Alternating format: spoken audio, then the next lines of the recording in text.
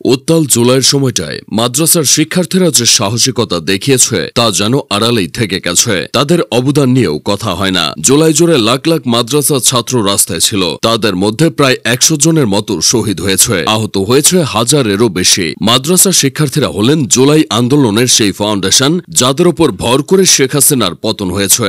অথচ বছরখানেক না যেতে আড়ালে থাকা এই মানুষগুলোকে সবাই ভুলতে বসেছে। এ জুলাইয়ের নায়ক তো সে জুলাইয়ের মাস্টার মাইন্ড। সবাই যেখানে নিজেদের ঢোল নিজেরা পেটাচ্ছে, মাদ্রাসার শিক্ষার্থীরা সেখানে আড়ালেই পড়ে আছে। তাদের খবর ফলাও করে মিডিয়ায় আসে না, রাজনৈতিক দলগুলো সেভাবে প্রচার করে না। মাদ্রাসা শিক্ষার্থীদের মাথায় কাঁঠাল ভেঙে খেলেও তাদেরকে কেউই যথাযথ মর্যাদা দেয় না। বছরখানেক আগের কথা, কি কৌমি, কি আলিয়া, কি হাফেজিয়া, ভেদাভেদ ভুলে সব মাদ্রাসার ছাত্ররাই রাজপথে নেমেছিল। তাদের সাথে নেমেছিল অসংখ্য আলেম ওলামা। যাত্রাবাড়ি থেকে শুরু করে মিরপুর ও রাজধানীর অন্যান্য গুরুত্বপূর্ণ পয়েন্টে প্রতিরোধের দেয়াল গড়ে তুলেছিল তারা।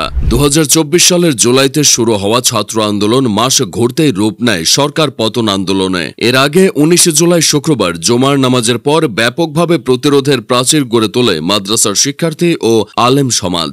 শুধু সেদিনই সারা দেশে শহীদ হয় শতাধিক মানুষ, যার মধ্যে আলেম সমাজের ও মাদ্রাসা পড়ুয়া ছিল কমপক্ষে 10 জন। পরবর্তীতেও তাদের এ লড়াই অব্যাহত থাকে। 3রা আগস্ট বৈষম্য বিরোধী ছাত্র আন্দোলনের পক্ষ থেকে অসহযোগ আন্দোলনের ডাক দেয়া হলে সর্বস্তরের জনগণের সঙ্গে মাঠে নামেন মাদ্রাসা শিক্ষক শিক্ষার্থীরা। বিশেষ করে অভ্যুত্থান নস্যাৎ করতে ঢাকার সঙ্গে যখন সারা দেশের রেল ও নৌপথ বন্ধ করে দেয়া হয়, তখন তাদের ভূমিকা ছিল উল্লেখযোগ্য।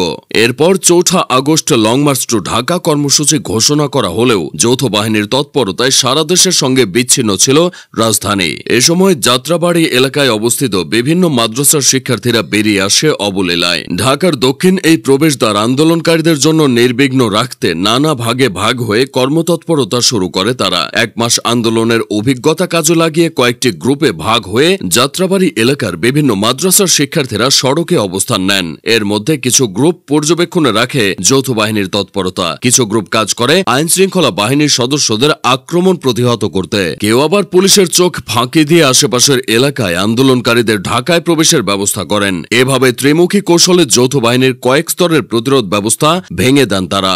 শুধু যাত্রাবাড়ি সায়দাবাদ নয়, সারা দেশেই বৈষম্য বিরোধী আন্দোলনে দিয়েছেন মাদ্রাসা শিক্ষার্থীরা। ছাত্র জনতার অভ্যুত্থানে জীবন দিয়েছেন 45 মাদ্রাসা শিক্ষার্থী, যাদের 16 জন শিশু। 9 বছর বয়সী শাফাকাত সামির 19 জুলাই প্রাণ হারায়। এ শিশু মিরপুরে জামেউল উলুম মাদ্রাসার নুরানি বিভাগের শিক্ষার্থী ছিল। একই দিনে মোহাম্মদপুর বাসস্ট্যান্ড এলাকায় আল্লাহ করিম মসজিদের সামনে র্যাবের হেলিকপ্টার থেকে ছোড়া জীবন যায় 12 বছর বয়সী জোবাইদ হোসাইন ইমনের। 13 বছর বয়সী রাব্বি মাতবর 19 জুলাই মিরপুরে প্রাণ বিলিয়ে দেয়। সাদ মাহমুদ খান ছিল মানিকগঞ্জের সিঙ্গাইরের জাবালে নূর দাখিল মাদ্রাসার ছাত্র। 20 জুলাই সাভারের নিউ মার্কেটের সামনে সেও শহীদ হয়। শিক্ষার্থী ছাড়াও 7 মাদ্রাসা শিক্ষকের প্রাণ গেছে হাসিনা পতনের আন্দোলনে। জীবন উৎসর্গ করেছেন প্রাক্তন 23 মাদ্রাসা শিক্ষার্থী। সব মিলিয়ে গণঅভ্যুত্থানের শহীদের মধ্যে প্রায় 80 জনের সঙ্গে মাদ্রাসার সংশ্লিষ্টতা পাওয়া গেছে। এর মধ্যে 21 জন ছিলেন পবিত্র কোরআনের হাফেজ। তবে মাদ্রাসার শিক্ষার্থীদের মধ্যে শহীদের সংখ্যা আরও বেশি বলে অনেকের ধারণা। প্রাণ হারানো শিক্ষার্থীদের মধ্যে তামিরুল মিল্লাত নামক একটি মাদ্রাসার সর্বোচ্চ 5 শিক্ষার্থী ছিলেন। 45 শিক্ষার্থীদের মধ্যে 3 জন বাসায় বা পথে ইন্তেকাল করেছেন, বাকিরা জীবন দিয়েছেন সরাসরি আন্দোলনে নেমে। এছাড়া হাত পা ও চোখ হারিয়ে অনেকেই সংকটাপন্ন জীবনযাপন করছেন। এই মানুষগুলো এখনো আড়ালের নায়ক হয়েই আছে।